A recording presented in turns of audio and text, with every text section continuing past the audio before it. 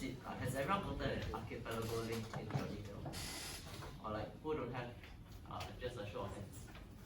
Anyone don't have an archipelago link for today? Yeah, just check email now. It might end up in the junk folder.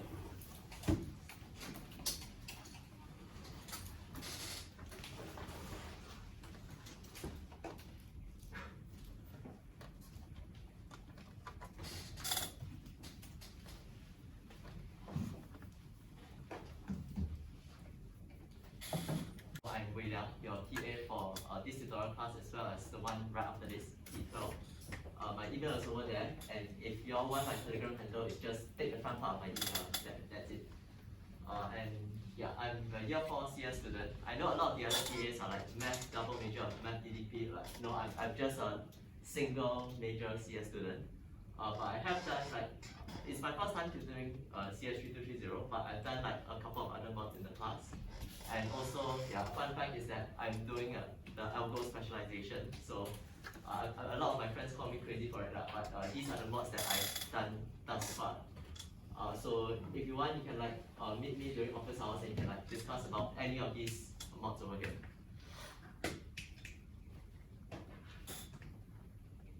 Okay, on to some basic logistics. So for tutorial sessions, like I said, we'll be using archipelago during the tutorial. So hopefully there aren't going to be any major issues because it's also my first time going to use archipelago as an instructor. And yeah, the only thing that I ask is that when you all make preparations for a tutorial, I know some of you all like to do handwritten notes or things like that, but because of archipelago, please try to prepare your answers in like a plain text format because archipelago is only going to give you like a basic text box. And the other thing is also try not to leave any blanks during the archipelago session because that might count towards your bonus participation marks that was covered. So I'm not exactly sure what the prof will do with it, but it might happen. Okay, then basically at the end of the week, there will be like the official tutorial slides that are made by the prof and they'll be uploaded to Canvas. But usually for our tutorial sessions, I'll make like some minor adjustments, just like make the explanation a bit clearer. So that one I haven't decided whether or not to release like my version of slides as well, but we'll see how this week. Okay, the other thing for logistics is basically the office hours. So office hours you can basically think of it as like a fixed consultation slot that happens every week. So right now, what the current arrangement is that we are going to do this every Thursday, 2 to 3 p.m. at meeting room 1. So this is like right after like the T12 class. And just a quick show of hands, who don't know where is meeting room 1? Yeah, does anybody not know where is meeting room 1? This is a real question, yeah. Because I know it's not a very. It would be better if have like the label, like for example here is COM1 0209 then. Okay, because it's actually on the 3rd floor, it's around where the prof's offices are. So if you all don't know where that is, you can come and find me like after this class. Maybe I'll take a few minutes to show you all where it is. Yeah, so this is going to take place 2 to 3 p.m. But if nobody arrives, like if absolutely nobody arrives for the office hours, I will leave at 2:30 p.m. So if you all plan on arriving after that time, just let me know, like drop me an email or a message. Or something, then I'll stick around. If not, I'll just go and eat lunch. The other thing is also that these office hours, I know that probably there's going to be quite a number of you that can't make this time slot. So if there are if those of you that want to attend, but you can't attend due to timetable issues, then just let me know also when are the times that you are free. Then among the people who are interested, I'll go and see whether or not there's a better time slot that we can hold these office hours. Okay, then what actually happens during these office hours? Basically, is a consultation that you can use to clarify whatever doubts you have about the concepts being taught in this mod. Or if you are interested, I can also go through some optional extra practices just to stretch your brain a little bit. Or if not, you can just drop by and have a chat. Like I said, you can ask me about the algo focus area if you want.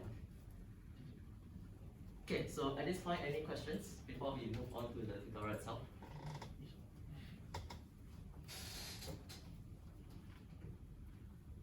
Okay, so the tutorial, I I think it's a bit unfortunate how the tutorial has been set up this semester, because basically what happens is that the lecture is on Tuesday, and then the tutorial questions is on that same week Tuesday's content. So you only have like 2 days or so to prepare for it. But nonetheless, I'll do a quick recap on what are the high-level concepts that we need. So the first one is just like using invariance to show correctness of algorithms. So particularly for an iterative algorithm, we like to use invariance to prove correctness. So this invariant is basically some statement that holds true throughout the entire execution of the algorithm. And there are basically 3 properties that you need to show about this invariant. One is the initialization, that it is true at the beginning, that the invariant continues to be true, and therefore at the end of the algorithm, when it terminates, the invariant is true, and it will actually the invariant is actually showing that your problem is solved. So one thing you'll notice is that initialization and maintenance, they are like quite closely linked to the ideas of induction, right? So if you actually take a closer look, you realize that initialization is just the same as like the base case of mathematical induction. Then maintenance is like your inductive step, because if it is true before, like your initialization is just going to be like your statement base case T0. Then your maintenance is actually Pi implies Pi plus 1. Yeah, so these 2 things is actually the same ingredients that you use for induction. And then if you all remember for 1, 2, 3, 1, once you have these 2, then you can say that it holds for all integers I. But for 3230, we have 1 extra step to show that even though we know that it's going to be true for all integers I, we know that we have to pick out specifically when the algorithm terminates. Because this statement is true, therefore our problem is solved. Yeah, so there are three things that we need to show when we want to prove the correctness through invariance. Sorry, yeah, the archipelago link, actually I don't have, because I used to be on this tutorial, but I'll explain to you over email later. Okay. But maybe I'll ask someone else for the link or something. Okay, sure. Oh, but actually the link is personalized, so yeah, you shouldn't be like sharing links. Also, that means, okay, then It's okay, you come and find me later. So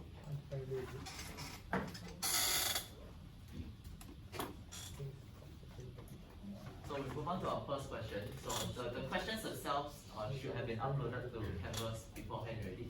So I hope that you all have managed to take a look at this question and prepare something for it.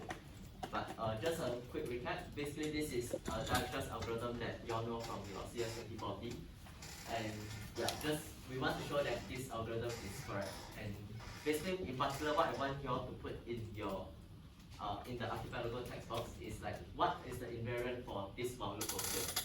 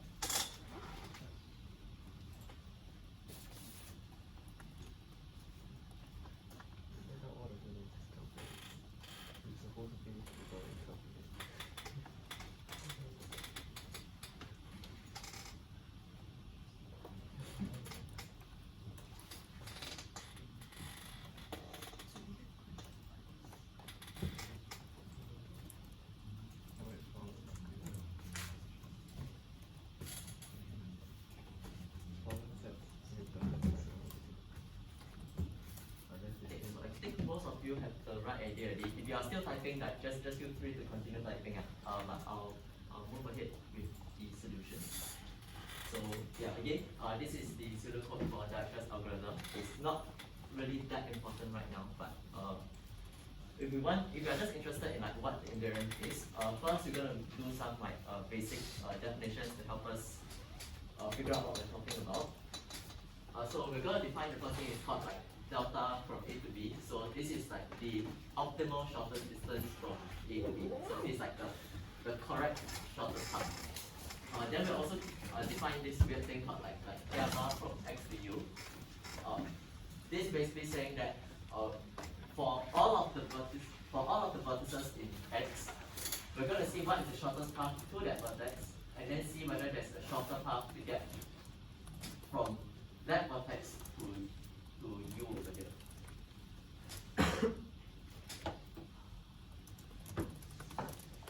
Okay, then the invariant here, as most of you have pointed out, is that first of all, for all vertices U inside the set R, the distance estimate over here is equals to the optimal distance, right? So du is the shortest distance from S to U. So indeed, this is like the key idea behind Dirac algorithm, and this is the thing that will eventually guarantee that your entire algorithm is correct. Yeah, so another way of saying this is that basically all your nodes and your edges inside R, they form a shortest path tree. So not a minimal spanning tree, but a shortest path tree, because everything inside R already contains the shortest distance inside of it. Okay, but there's one more like other subtle invariant that we actually need to show to help to prove this first invariant, and that is to use this gamma. So basically for every neighbor B of R, it's a bit confusing, but basically for like if you see like your R is some set of nodes here, then you have some nodes here, and then basically everything that is a neighbor of something inside R, yeah, these will be your B. So for every neighbor of the set R, the current distance estimate is equal to gamma of R to B. So it's the current distance estimate for this D is the minimum of the shortest distance from S to wherever this is, and then plus the H to get to this neighbor. Or if they are like multiple, then that is the shortest distance among all of these.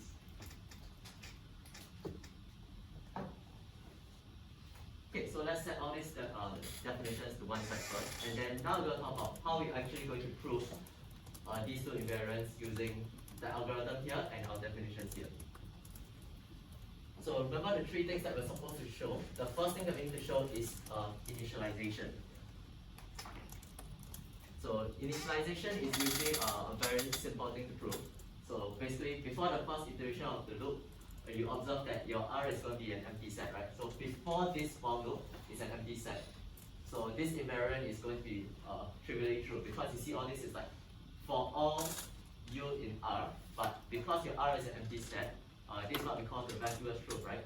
You have for all in an empty set, and then the statement is just going to evaluate the truth, no matter what this is.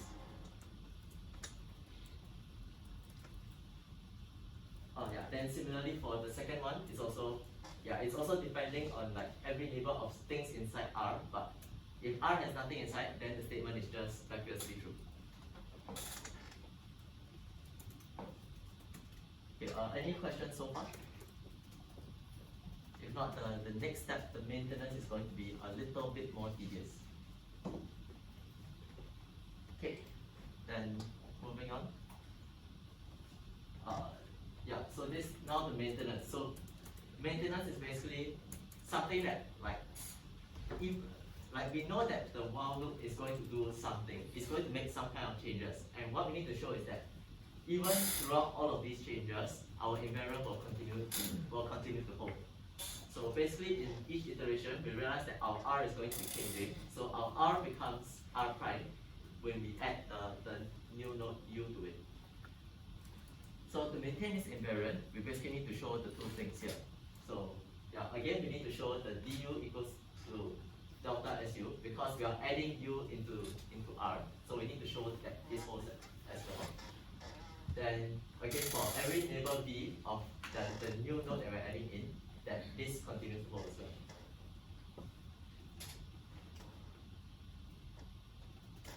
Okay, so we'll prove these statements like one by one first. So for the first statement, we're going to prove it by contradiction. So first we suppose that du is not equal to delta su.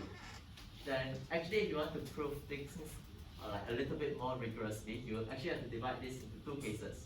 So the first case is that your distance estimate is smaller than the optimal distance, but this is immediately a contradiction, right? Because but the definition of delta is that the delta is your shortest distance from A to B. So like yeah, how can you say that there is an estimate that is even lower than the shortest possible distance? So we don't really have to care about this case as much.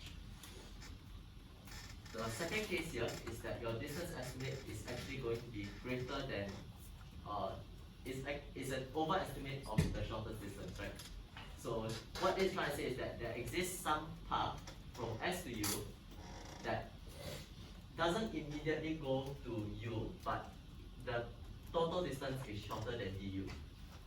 So like if let's say again this is your R, this is your S is inside, then you have some node in here, the name's not really important, but basically from here and then going to U. And we are claiming that this distance, is like du, and it's actually bigger than some other path, like let's say from S, I can go to somewhere else, let's say X. From X, we go out of R into some Y, and then from Y to U, you go like that. And suppose that there is actually a path like that, and this path actually takes delta SU distance, which is shorter than du. Right? So this is the assumption that I'm making for the contradiction.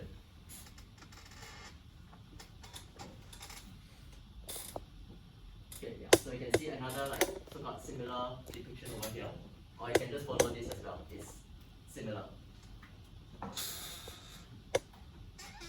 Okay. So first of all, like I said, since we know that the start is inside R and our U is not yet inside R, so this path must move from inside R to V backslash R. So V backslash R basically means like V is like all your vertices.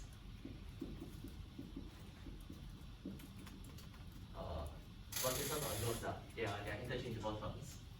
But basically it moves from like all the vertices outside of R. So it moves from R and then outside is V backslash R. So it's moving outside of R. Then we suppose that the edge that leaves out from R is from X to Y. So like I've written here. Then the total weight of this path is going to be the shortest distance from S to X because of our invariant over here. We know that X is inside of R already, so it's going to be delta S to X plus the weight from X to Y plus the shortest distance from Y to U.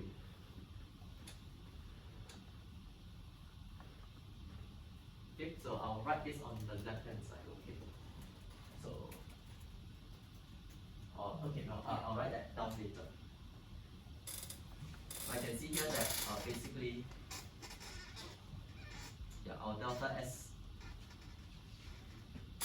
SU, and we assume for the sake of contradiction that it is less than du over here. Then since this is going from X from inside R to Y that is outside R, then Y is a neighbor of R. So using our invariant tool over here, we can say that the distance estimate for Y is going to be a gamma ry, which is gamma ry is basically a minimum across all of these expressions over here. And so in particularly, it's going to be upper bounded by one of these values over here. So it's going to be at most whatever this expression is for x, because x is inside of R.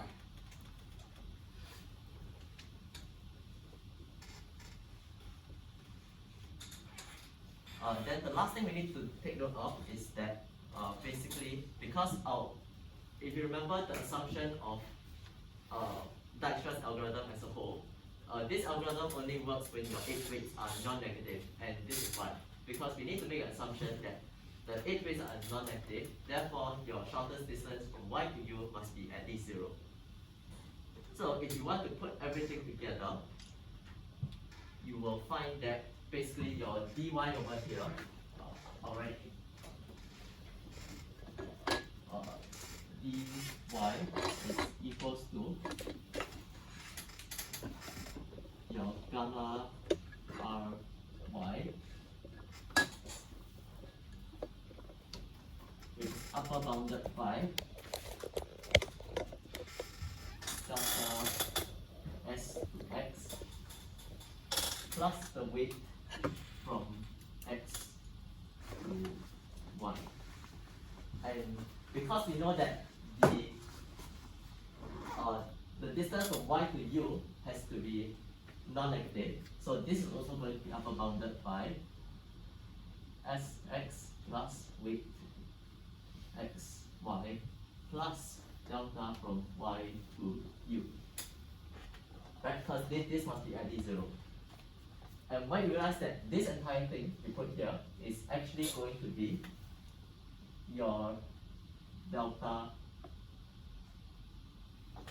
s u, which by assumption is strictly less than du. So you put everything together, you find that dy is strictly less than du. This is the whole result I want to show here. Dy is going to be strictly less than du.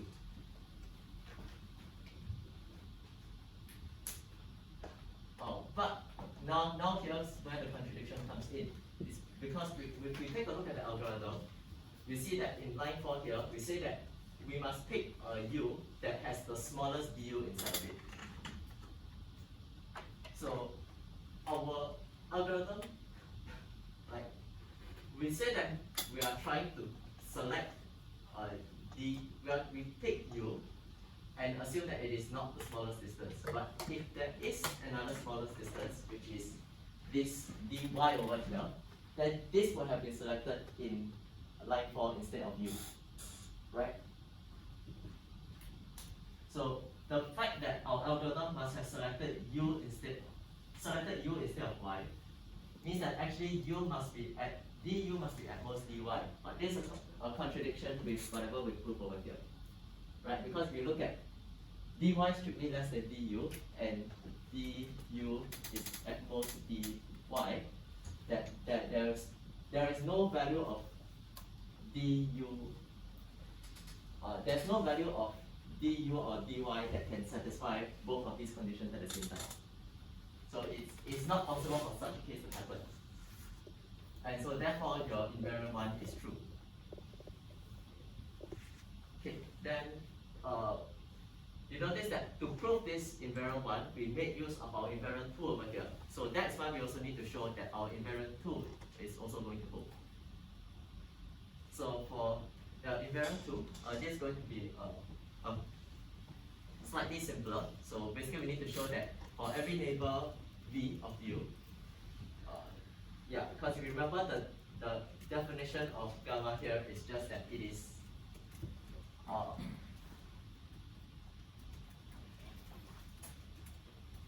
I'll just write it on that. It's just going to be like minimum of all the things inside x, which in our case is going to be r prime. We want it to be the minimum of among all of the vertices in this set, this expression over here.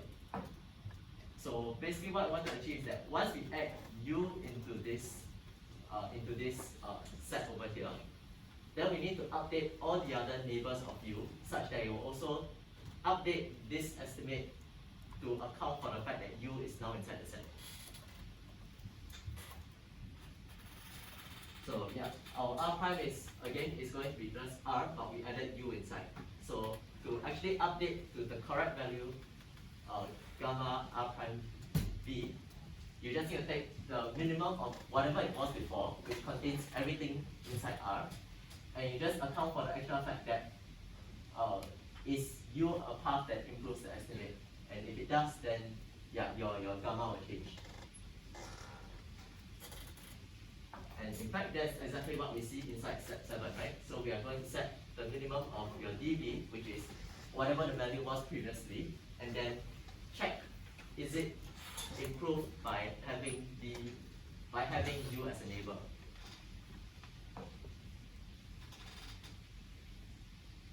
Okay.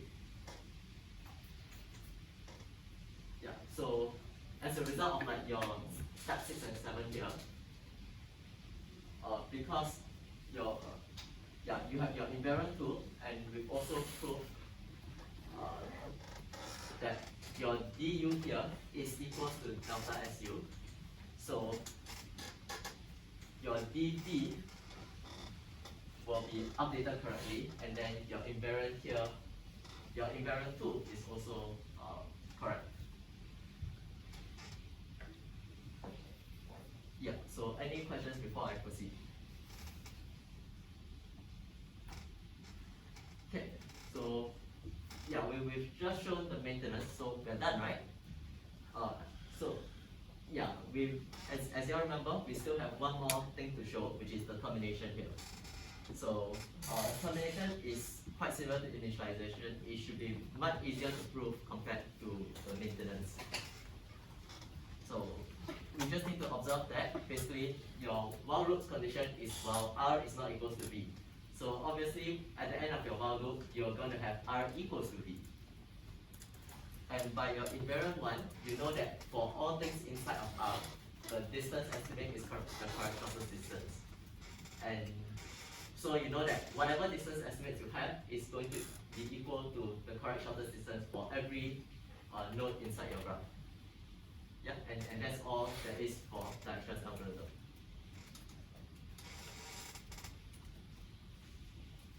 Okay, so moving on, our second question, there's it's split into a lot of questions, but they're all about tackling the same problems. So this is more on like divide and conquer algorithm design, and so yeah, basically it goes by many names, right? You can think of it as like your wishful thinking or your thinking recursively or whatever you like to call it. So basically, you are dividing your problem into smaller subproblems. You want to solve each of the smaller subproblems individually, and then combine them back together to solve your main problem. So this is something that you've seen ever since your CS1010 or CS111S. It's just being brought up like repeatedly again and again. So the problem we are tackling for today is 2D peak finding.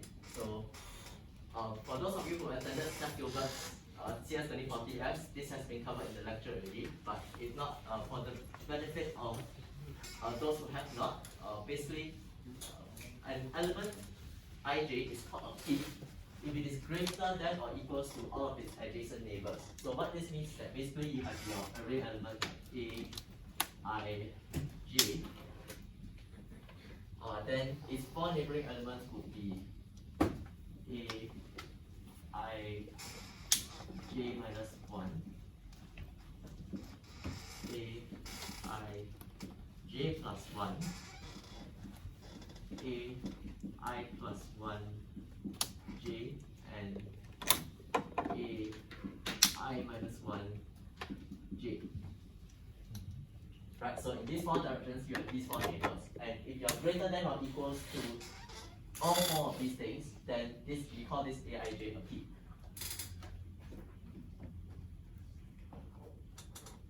So first of all, we're going to show that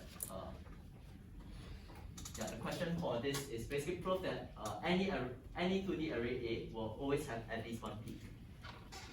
Yeah, so again, I will open this on Archipelago, and then you all have a minute to answer.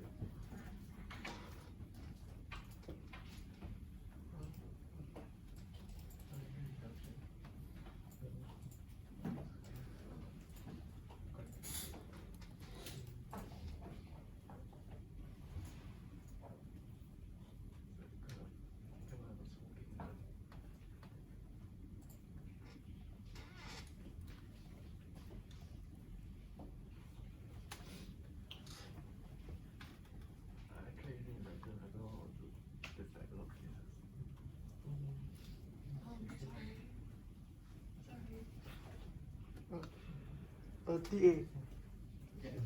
don't have the archipelago link. Oh, For the lectures also I messaged Prof, but he still haven't got back to me. okay, yeah. Oh. Then You join like late or like, No.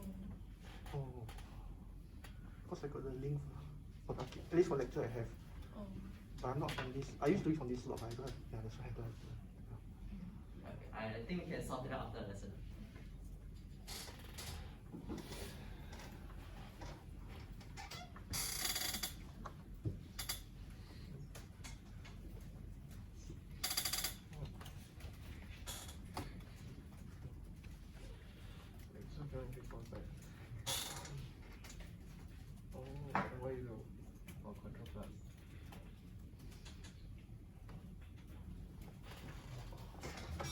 Okay, I think there's quite a wide variety of answers here, but actually the solution to this question is going to be very simple. So basically you can just think about like, when is an element not going to be a peak? An element is not going to be a peak if there is some other element that is bigger than it, right? One of its neighbors is bigger than it. So what is one element that we can always guarantee it has no elements bigger than it? It's the maximum element in the entire array, right? Therefore, that element is always going to be a peak. Yeah, and yeah, that's it. The largest element in A is always a peak.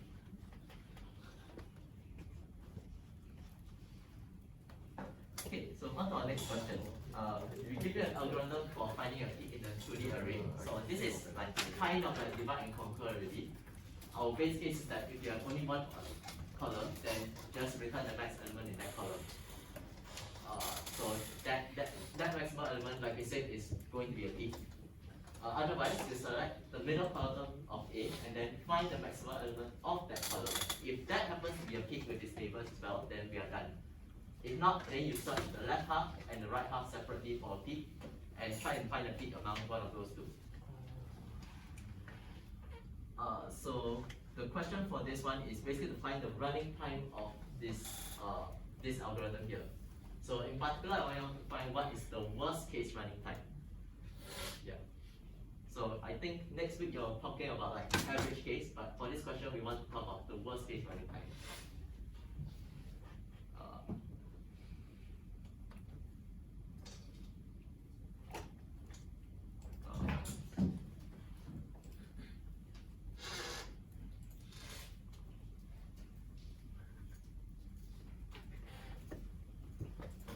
Question 3 is open.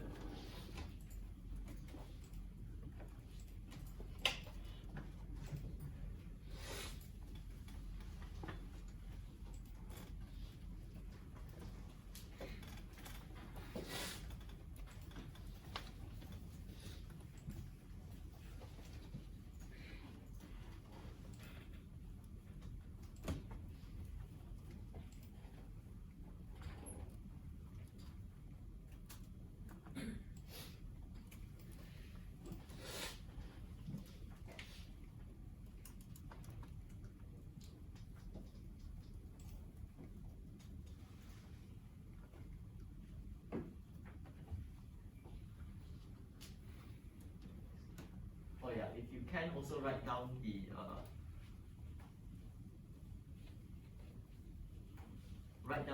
recurrence for the running time here. If you already submitted, then it's fine. Yeah, I forgot to mention that.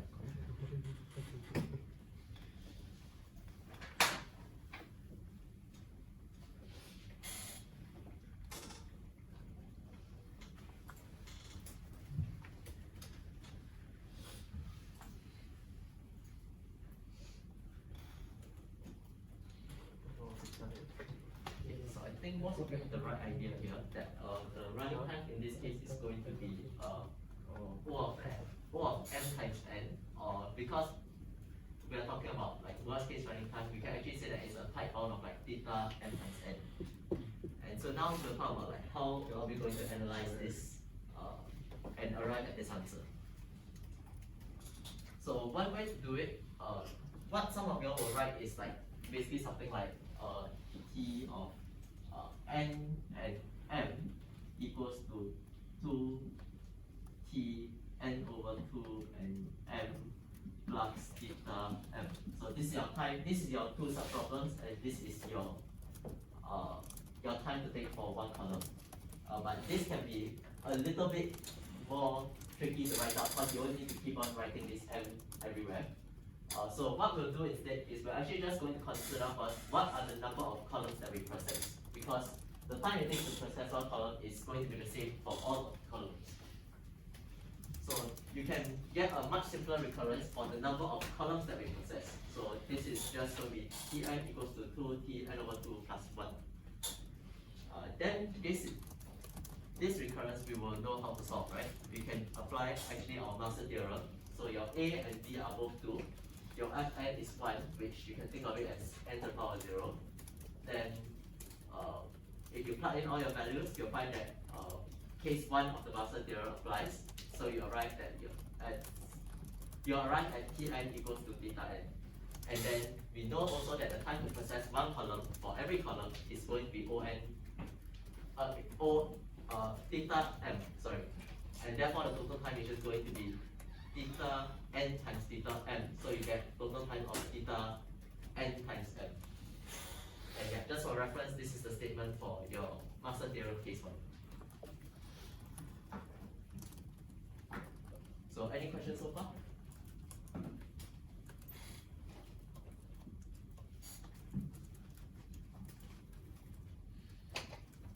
Okay, then this, sorry, yeah. Can we just say like, because you have to, like, iterate through all the know the biggest of each column, so it's like clear error.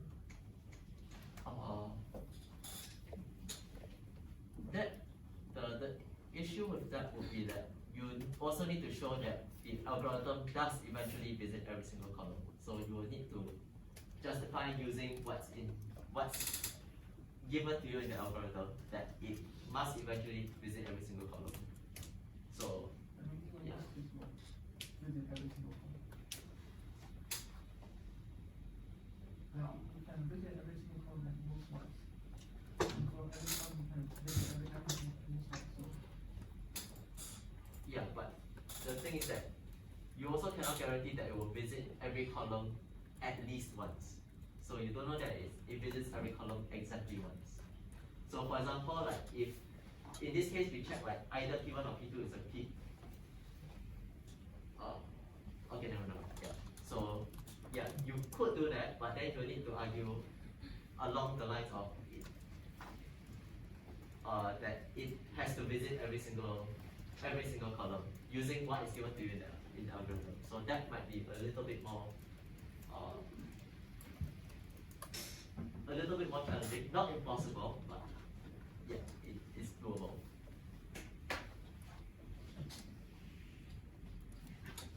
Okay, so our next question here, this is when it gets like a little bit more challenging.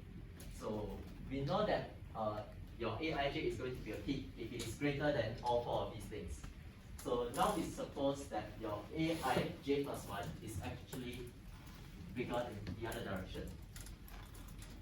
So now you prove that any peak in the subarray on the right hand side, that is the largest element in this column, is also going to be a peak of the entire array, like left and right half combined.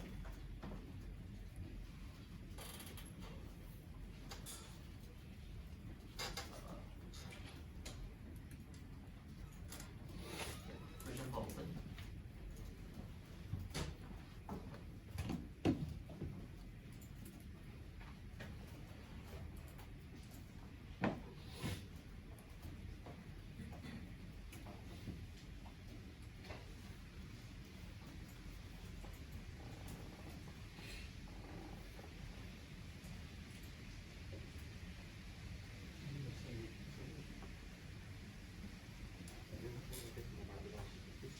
happen? No, I thought something Give happened. you all a quick hint here, right? That basically, if you know that if your peak is going to be like in very far to the right of your column J, if you can find a peak there, then it's definitely going to be a peak in A, right? Because from here you can, if it's a peak here, then all four neighbors are going to be smaller than it, and so obviously it's going to be a peak no matter how big the array is. So where your argument needs to focus around is what happens if your largest element is being located on the column J plus 1. Because last time we said that if it's just like, if the left hand side is empty, then we just assume it's greater than it. But if there's a peak here, then now we add a column J here, then you might need some extra explanation to say why is it still a peak.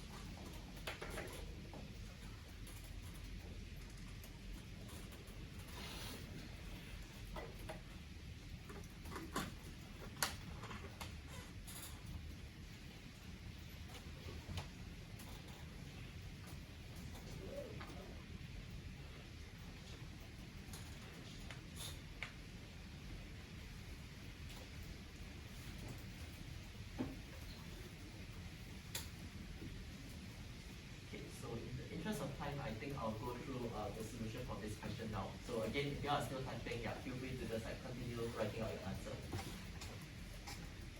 Basically, so here are the two things that we are most interested in, right? So we have our largest element in column J. So this is our Cij, or this basically the same as like the Aij over here. And then we are, remember that we're only interested in our column J plus 1 over here. So suppose we have peak at Ck J plus 1, and this is also the largest element in its column. Then, because we know that this is the largest element in the column, right, so first thing is, this is a peak, so we know that this is going to be greater than the neighbors in 3 directions. So this is the one that we don't know yet. And we know that this is also going to be bigger than this thing over here.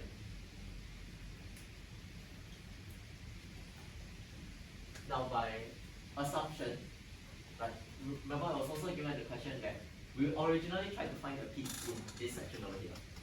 And we tried to show that this is like that, but actually the assumption given to us is that it's going to be this way instead. That the Aij plus 1 is bigger than Aij. Right? And we also know that this Aij was the biggest element in our column. So this is bigger than your C of whatever K J. And because this is bigger than this is bigger than this is bigger than this, therefore this must also be bigger than this. And so therefore, you know that this is larger in all 4 directions, so this must be a peak in your array A.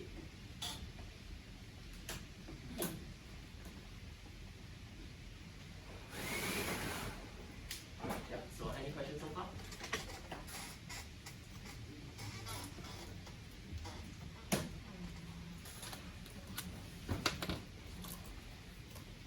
No, then let's go for question 5. So now we give you the same algorithm as before, and we want you to prove that this algorithm will always find the peak. So yeah, like you mentioned just now, if if you can show that it eventually visits every column and you are returning the maximum element of every column, then you will definitely find the key here. But yeah, you try and do it in using like the things that we have seen in the previous question.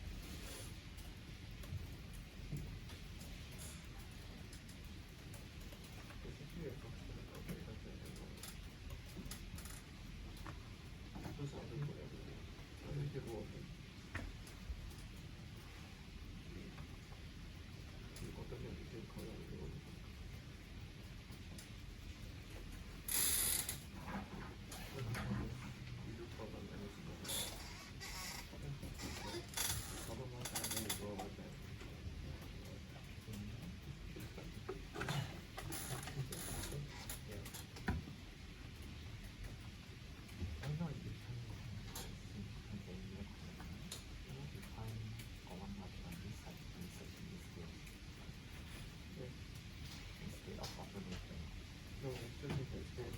Then you use the row to now you use the row. Because the row is shorter than the row.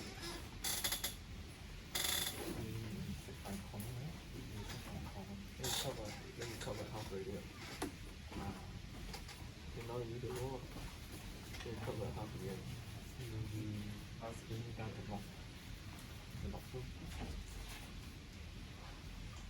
The same is n by n, right? Then the recurrence is different. I thought this was Tn over 2 plus Tl over 2. Then it's 4n. Okay, so I'll go through this question now. Right. So first of all, like remember that we are talking about like a divide and conquer algorithm over here. So usually the way we want to prove the correctness of divide and conquer algorithm is using some recursive or like some inductive argument. So the claim that we want to show for this question is that your algorithm always finds a peak that is the largest in its column. So I mean, therefore it is also going to be a peak, but it is also going to be the largest in its column because that's what we've been doing the whole time. So the base case of our induction is going to be right up here. If you have a single column, then it's true. And we've also shown that if you have a single column, the maximum element in that column is going to be the peak. Now for our inductive case here, the way induction works here is that for induction on the recursive arguments, you are going to use what we know as the strong induction. So this is basically your base cases, blah blah blah, all the way up until Tn minus 1. And you want to use that to prove your Tn. Right, so assume you know the solution to all of your smaller subproblems. And how do you use that to solve your main problem? And so, yeah, that is the assumption that we make here. Our inductive hypothesis is that this claim is true for as long as you have fewer than n columns in your input. And we want to show that it works for n columns as the input. Yeah, so just to set up all definitions, we let the middle column of A be a column J, and then let Aij be the largest element, which is what defined on the whiteboard over there. if your step 4, which is the middle maximum element of your column A, if that's already a T, then we are done, right? We don't need to search any further, so the claim is true. Otherwise, we know that there must be at least one that there must be at least one of its left and right neighbors that is larger than itself. And so because we know that there must be either a peak in the left half or in the right half, depending on which one is bigger. If you search on both of the halves, you are guaranteed to find a peak in either one of our recursive subproblems. And yeah, our claim is true. Yeah, so at least one of either the left neighbor or the right neighbor is larger than itself. So based on what we've seen in the previous question, either one of those subproblems will give us a peak, and that will allow us. This is written in step 8 over here. So in all cases, we will always be able to find a peak for the entire array A.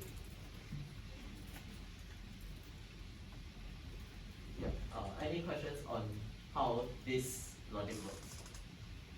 Yeah. Propose another one. So it's find the thing the largest in the column, right?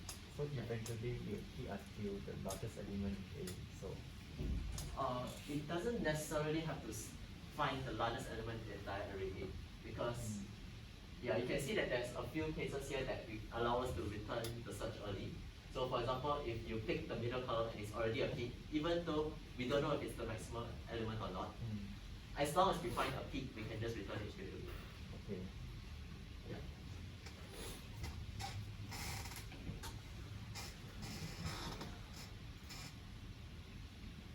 Okay, if there are no other questions, then we can just move on to our final question. Final question for the day. So basically, we have our algorithm here, and then using all of the knowledge that we gained from the past few questions, can you improve this algorithm and improve the running time of it?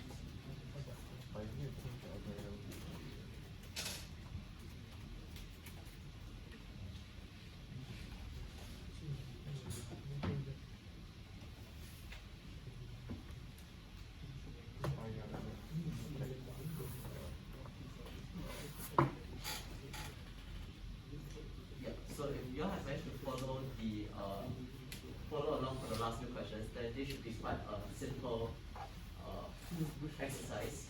So basically what our objective is that you just need to reduce the number of subproblems. So instead of like trying to search both the left and the right half, we know that either the left or the right has something that's larger than it. And basically as long as we only search on that half that has something larger, then you are guaranteed to find a peak already. So you only need to search on either the left half or the right half. There's no need to search on both.